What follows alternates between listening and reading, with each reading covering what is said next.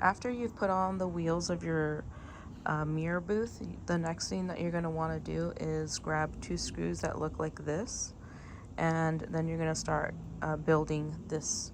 So you could do this with a partner, or you could do this by yourself, but normally what I'll do is like I'll stand this up and then it should stay.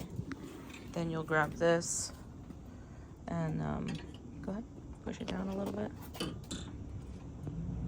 Here's one for you. Which one are you gonna go on? I normally go on this one right here, on this top one. Yeah, there you go. It's gonna be a while, guys. I have one hand. Oh, I could do it. There you go.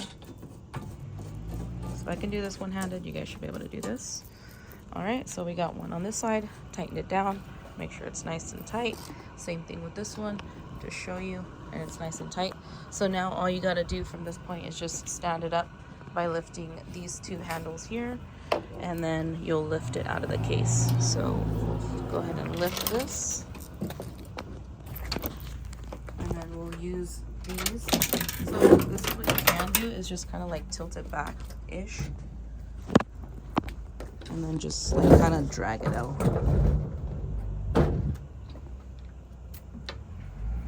And there you have it. So now you're just going to get your AC adapter, the black cable that goes into here, hit power.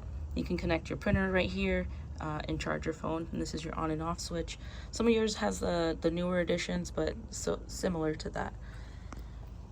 So that's how you successfully set up the LRG mirror booth. If you guys have any questions, like, comment, subscribe, let us know what you guys are feeling about this booth, anything that we can do to improve, and let the manufacturers know. That'd be great. Thanks, guys, and we'll see you in the next video.